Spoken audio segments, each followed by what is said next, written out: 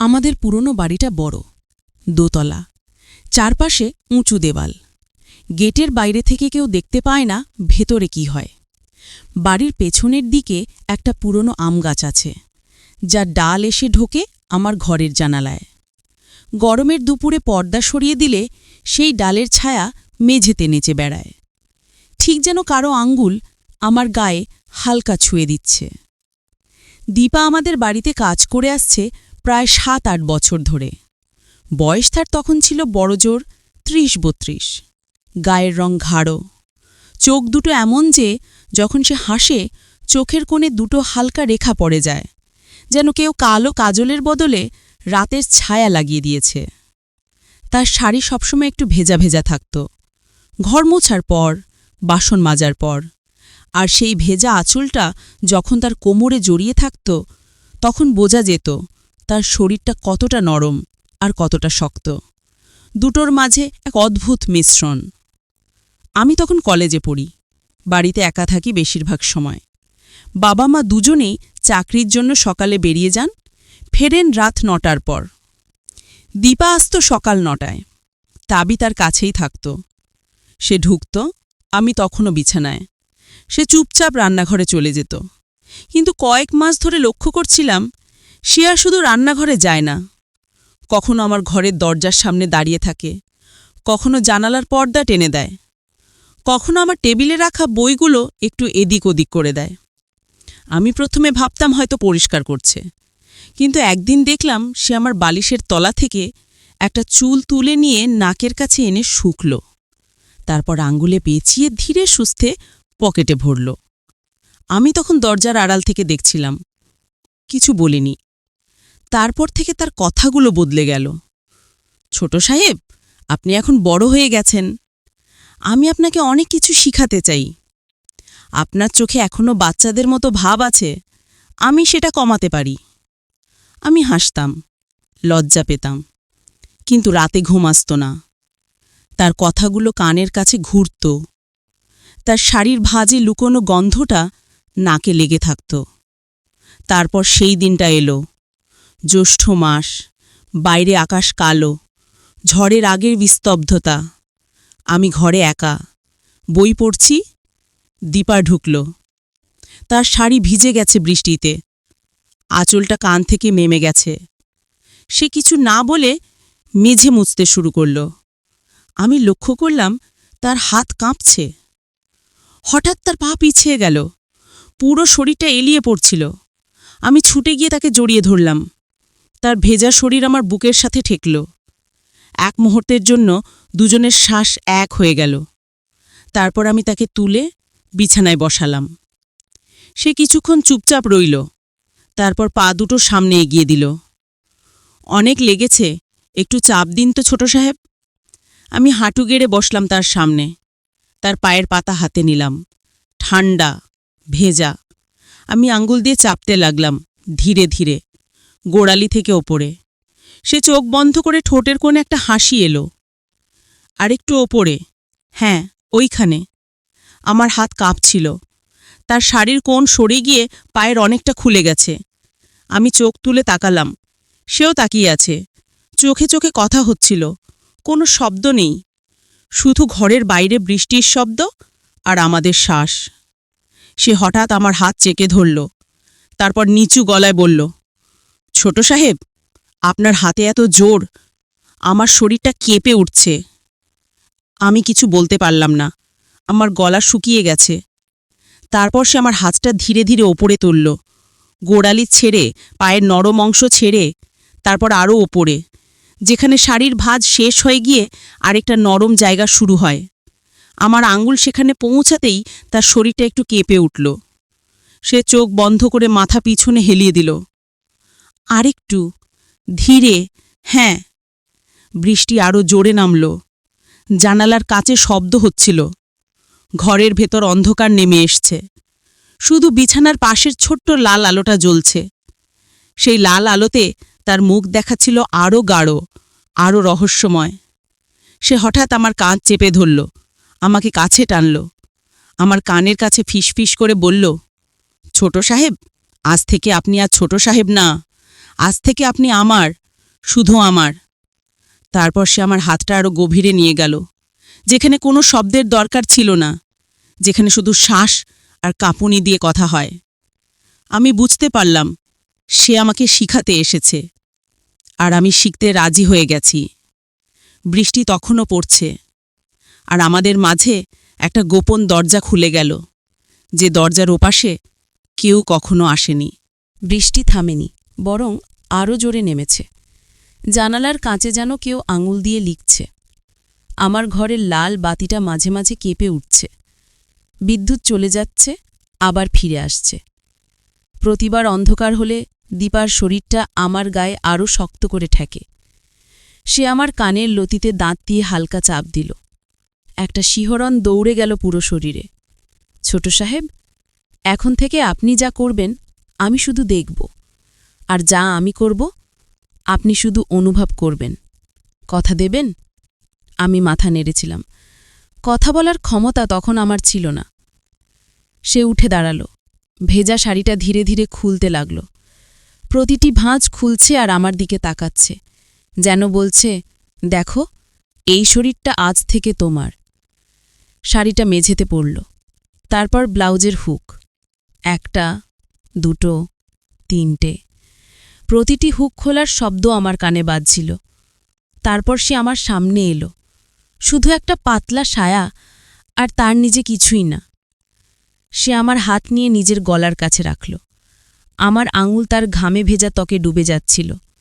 সে আমার হাতটা ধীরে ধীরে নামিয়ে নিয়ে গেল, প্রথমে বুকের ওপর, তারপর আরও নিচে, যেখানে হৃদয়ের ধুকফুক শুনতে পাওয়া যায় না, শুধু আরেকটা ধুকফুক। আমি চোখ বন্ধ করলাম। সে ফিসফিস করে বলল, চোখ খুলে দেখো, আমি তোমার জন্য এতদিন লুকিয়ে রেখেছি। আমি চোখ খুললাম। লাল আলোয় তার শরীর যেন আগুনের ছায়া। সে আমার শার্টের বোতাম খুলতে লাগল, একটা একটা করে। তারপর আমার বুকের ওপর মুখ রাখল। তার শ্বাস গরম, তার ঠোঁট নরম। আমি তার চুলে হাত বুলিয়ে দিলাম। সে আরও কাছে এলো, এত কাছে যে আমাদের শরীরের মাঝে আর কোনো ফাঁক রইল না। তারপর সে আমাকে শুইয়ে দিল বিছানায়। আমি শুয়ে আছি। সে আমার ওপর উঠে বসল। তার চুল আমার মুখের ওপর ঝরে পড়ছে। সে আমার কানে বলল, আজ থেকে এই বিছানা আমাদের, এই ঘর আমাদের। এই বাড়ির কেউ জানবে না, কিন্তু আমরা জানব, প্রতি রাতে। তারপর শুরু হলো একটা খেলা। সে আমার শরীরের ওপর দিয়ে আস্তে আস্তে নেমে যেতে লাগল। তার ঠোঁট, তার আঙুল, তার শ্বাস, প্রতিটি জায়গায় থেমে থেমে, যেন একটা মানচিত্র আঁকছে। আমি শুধু কাঁপছিলাম। কখনো তার কোমর চেপে ধরছিলাম, কখনো তার পিঠে আঙুল বসিয়ে দিচ্ছিলাম। সে হাসছিল, নিচু গলায়, আরও জোরে, আমার ব্যথা লাগলে বলবো। কিন্তু সে কখনো ব্যথা পায়নি, বরং আরও কাছে টানত, আরও গভীরে নিয়ে যেত। অনেকক্ষণ পর, যখন বৃষ্টি একটু থেমেছে, সে আমার বুকে মাথা রেখে শুয়ে পড়ল। আমরা দুজনেই ঘামে ভিজে গেছি। সে আমার বুকে আঙুল দিয়ে কি যেন লিখছে। আমি জিজ্ঞেস করলাম, কি লিখছ? সে হাসল, আমার নাম, যাতে তোমার হৃদয়ে চিরকাল থাকে। তারপর সে উঠে বসল, আমার দিকে তাকালো, চোখে একটা অদ্ভুত আলো। ছোট সাহেব, এটা শুধু শুরু। আমি তোমাকে আরও অনেক কিছু শেখাব, কিন্তু একটা শর্ত আছে। আমি ভ্রু কুঁচকে তাকালাম। কি শর্ত? সে আমার ঠোঁটে আঙুল রেখে বলল, এই ঘরের বাইরে তুমি আমাকে দীপা বলে ডাকবে, কিন্তু এই ঘরে, এই বিছানায় তুমি আমাকে তুমি বলবে, আর আমি তোমাকে তুই বলবো। কথা দাও? আমি তার হাত চেপে ধরলাম। কথা দিলাম। তারপর সে হঠাৎ উঠে গিয়ে জানালার কাছে দাঁড়াল। বাইরে তখনও বৃষ্টি পড়ছে। সে পর্দা সরিয়ে দিল। চাঁদের আলো তার শরীরে পড়ল। সে পিছনে ফিরে আমার দিকে তাকাল। আজ থেকে প্রতি বৃষ্টির দিনে এই ঘরে আমি তোমার জন্য অপেক্ষা করব, আর তুমি আসবে, কোনো অজুহাত ছাড়া। আমি মাথা নেড়েছিলাম। সে আবার আমার কাছে এলো, আমাকে জড়িয়ে ধরল, তারপর আমার কানে ফিসফিস করে বলল, আর একটা কথা, এই গোপনটা যদি কখনো বেরিয়ে যায়, তাহলে আমি মরে যাব, আর তুমি আমাকে মেরে ফেলবে। দুজনেই মরব। কথা দাও? আমি তার ঠোঁটে চুমু খেয়ে বললাম, কখনো বেরোবে না। সে হাসল, তারপর আবার শুয়ে পড়ল আমার পাশে। আমরা দুজনেই চুপ করে শুয়ে রইলাম। বাইরে বৃষ্টি, ভেতরে আমাদের শ্বাস। কিন্তু আমি তখনও জানতাম না, এই গোপনের পেছনে আরও একটা গোপন লুকিয়ে আছে। দীপার শরীরে একটা চিহ্ন আছে, আমি আজ প্রথম দেখেছি। বা কোমরের কাছে একটা পুরনো দাগ, যেন কেউ ছুরি দিয়ে আঁকা। সে যখন আমার বুকে মাথা রেখেছিল, আমি আঙুল দিয়ে সেই দাগে ছুঁয়েছিলাম। সে কেঁপে উঠেছিল, তারপর তাড়াতাড়ি আমার হাত সরিয়ে দিয়েছিল। আমি কিছু বলিনি, কিন্তু মনে মনে ঠিক করেছি একদিন জিজ্ঞেস করব। আর সেই প্রশ্নের উত্তর আমাদের গোপনকে আরও গভীরে নিয়ে যাবে, যেখানে ভালোবাসা আর ভয় দুটো একসাথে মিশে যায়। সেই রাতের পর দিনগুলো যেন অন্য রঙে রাঙা হয়ে গেল। সকালে দীপা যখন রান্নাঘরে দাঁড়িয়ে থালাবাসন বাজে, আমি পেছন থেকে গিয়ে তার কোমরে হাত রাখি। সে চুমকে না, শুধু চোখের কোণ দিয়ে হাসে। বাবা মা টেবিলে বসে খবরে কাগজ পড়ছেন, আমরা দুজনে চোখে চোখে কথা বলি। কেউ বুঝতে পারে না, কিন্তু রাত নামলেই বাড়িটা আমাদের হয়ে যায়। বাবা মা দোতলায় তাদের ঘরে টিভি দেখতে দেখতে ঘুমিয়ে পড়েন। দীপা আমার ঘরের দরজায় টোকা দেয় একবার। আমি দরজা খুলি, সে ঢোকে। দরজা বন্ধ, চাবি ঘোরে। তারপর শুরু হয় আমাদের নিজস্ব সময়। প্রতি রাতে সে আমাকে নতুন কিছু শেখায়।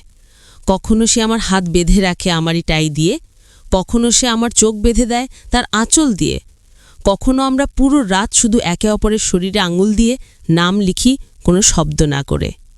কিন্তু একটা জিনিস আমি লক্ষ্য করছিলাম, যখনই আমার আঙুল তার বাঁ কোমরে সেই পুরনো দাগে চলে যায়, সে কেঁপে ওঠে। তারপর তাড়াতাড়ি আমার হাত সরিয়ে দেয়। একবার, দুবার, তিনবার। চতুর্থবারে আমি আর চুপ করে থাকতে পারলাম না। এক রাতে, অনেক রাতে, যখন আমরা দুজনে জড়িয়ে শুয়ে আছি, আমি আলতো করে তার কোমরে হাত রাখলাম। ঠিক সেই দাগের ওপর সে আবার কেঁপে উঠল। আমি ফিসফিস করে জিজ্ঞেস করলাম, এটা কিসের দাগ দীপা? সোনা? সে চুপ করে রইল অনেকক্ষণ। তারপর ধীরে ধীরে আমার বুক থেকে মুখ তুলল। চোখে জল। একটা পুরনো গল্প যা আমি কখনো শেষ করতে পারিনি। আমি তার চোখের জল মুছে দিলাম। বলো, আমি শুনতে চাই।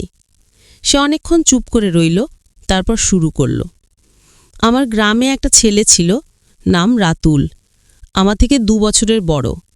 আমরা একসাথে বড় হয়েছি, একসাথে নদীতে নেমেছি, একসাথে আম বেজেছি।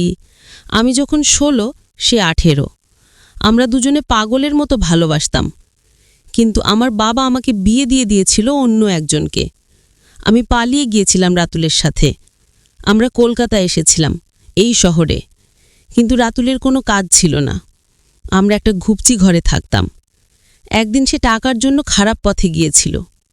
একটা লোকের সাথে ঝগড়া। সেই লোকটা ছুরি বের করেছিল। রাতুল আমাকে বাঁচাতে গিয়ে ছুরিটা আমার কোমরে লেগেছিল। আর রাতুল আর বাঁচেনি। সে কাঁদছিল। আমি তাকে জড়িয়ে ধরলাম। তারপর আমি পালিয়ে এসেছি। এই বাড়িতে কাজ নিয়েছি, যাতে কেউ আমাকে খুঁজে না পায়। কিন্তু ওই দাগটা, ওটা রাতুলের শেষ চিহ্ন। আমি কখনো ভুলতে পারি না। আমি তার দাগে ঠোঁট ছুঁয়ে দিলাম। আজ থেকে এই দাগ আমারও। আমি রাতুলের জায়গায় থাকব। সে আমার ঠোঁটে চুমু খেলো অনেকক্ষণ। তারপর বলল, তুমি রাতুলের থেকেও বেশি, কারণ তুমি আমাকে বাঁচিয়ে রেখেছ। সেই রাতে আমরা আরও গভীরে গেলাম, যেন সেই দাগ মুছে দিতে চাই, যেন তার অতীতকে আমি নিজের ভেতর নিয়ে নিই। কিন্তু ঠিক সেই সময় ঘরের বাইরে একটা শব্দ হলো, দরজার কাছে, যেন কেউ পায়চারি করছে। আমরা দুজনেই স্থাণু হয়ে গেলাম। দীপা আমার কানে ফিসফিস করল, কে? আমি উঠে গিয়ে দরজা খুললাম। কেউ নেই, শুধু করিডোরের আলোটা জ্বলছে নিভছে। কিন্তু মেঝেতে একটা কাগজ পড়ে আছে। আমি তুলে নিলাম। কাগজে লেখা কালো কালিতে বড় বড় অক্ষরে, দীপা, তুই ভেবেছিলি আমি তোকে ভুলে গেছি? আমি ফিরে এসেছি, আর এবার তুই পালাতে পারবি না, রাতুল। আমার হাত কাঁপছিল। দীপা কাগজটা দেখে মাটিতে বসে পড়ল। তার মুখ সাদা। না না, এটা সম্ভব না, রাতুল তো মরে গেছে। আমি নিজের চোখে দেখেছি। আমি তাকে জড়িয়ে ধরলাম, কিন্তু আমার মনেও ভয় ঢুকে গেছে, কারণ কাগজের পেছনে আর একটা লাইন ছিল, খুব ছোট করে। ছোট সাহেব, তোমার সাথে দীপা যা করছে আমি সব দেখছি, এবার তোমার পালা। আমরা দুজনেই চুপ। বাইরে আবার বৃষ্টি শুরু হলো, কিন্তু এবার বৃষ্টির সাথে আর একটা শব্দ মিশে গেল। কেউ যেন আম গাছের ডালে দাঁড়িয়ে হাসছে। বৃষ্টি থামেনি, বরং এবার যেন আকাশ ফেটে পড়ছে। আমি আর দীপা দুজনেই দরজার কাছে দাঁড়িয়ে। কাগজটা আমার হাতে কাঁপছে। দীপা আমার কাঁধ চেপে ধরল। তার নখ আমার চামড়ায় ঢুকে যাচ্ছিল। ও মরে গেছে। আমি নিজের হাতে ওর বুকের উপর মাটি দিয়েছি। সে ফিসফিস করল। আমি কাগজটা আবার পড়লাম। হাতের লেখা আমার চেনা লাগছে, কিন্তু কোথায় দেখেছি মনে করতে পারছি না। তখনই বাইরে থেকে একটা গলা ভেসে এলো, খুব চেনা, খুব কাছের। দীপা, দরজা খোল। দীপার শরীর বরফের মতো ঠান্ডা হয়ে গেল। ওহ, ওর গলা। আমি দরজা খুললাম। সামনে দাঁড়িয়ে একটা লোক। ভেজা শার্ট, আটশার্ট লেগে আছে শরীরে। বাঁ কাঁধে একটা পুরনো দাগ, চোখ দুটো লাল, ঠোঁটে হাসি। চিনতে পারিসনি দীপা? আমি রাতুল, তোর রাতুল। দীপা পিছিয়ে যেতে যেতে দেয়ালে ঠেকল। তুই তুই মরে গিয়েছিলি। আমি তোকে কবর দিয়েছি। রাতুল হাসল। মরিনি, শুধু মরার নাটক করেছিলাম, কারণ তুই আমাকে ছেড়ে পালাতে চেয়েছিলি। আমি ভেবেছিলাম তোকে একটু ভয় দেখালে তুই আর কখনো পালাবি না, কিন্তু তুই তো আরও দূরে চলে গেলি। এই বাড়িতে, এই ছোট সাহেবের কাছে। আমি এগিয়ে গেলাম। তুমি কি চাও? রাতুল আমার দিকে তাকাল। তার চোখে আগুন। আমি চাই আমার জিনিস। দীপা আমার। ওর শরীরে আমার নাম লেখা আছে। ওর কোমরের দাগ আমার ছুরির দাগ। তুমি শুধু খেলনা ছিলে ছোট সাহেব। দীপা কাঁপছিল। তুই আমাকে ছুরি মেরেছিলি? হ্যাঁ, আর আমি নিজেও একটা আঁচড় কেটেছিলাম, যাতে পুলিশ ভাবে দুজনের ওপরই হামলা হয়েছে। তারপর আমি পালিয়ে গিয়েছিলাম, অনেক দূর, কিন্তু তোকে ভুলতে পারিনি। আমি প্রতি রাতে তোর স্বপ্ন দেখতাম। আর এখন দেখছি তুই এই ছেলেটার বিছানায়। আমি আর সহ্য করতে পারলাম না। তার কলার চেপে ধরলাম। বেরো এখান থেকে। রাতুল হাসল। তার পকেট থেকে একটা ছোট ছুরি বেরোল, সেই একই ছুরি।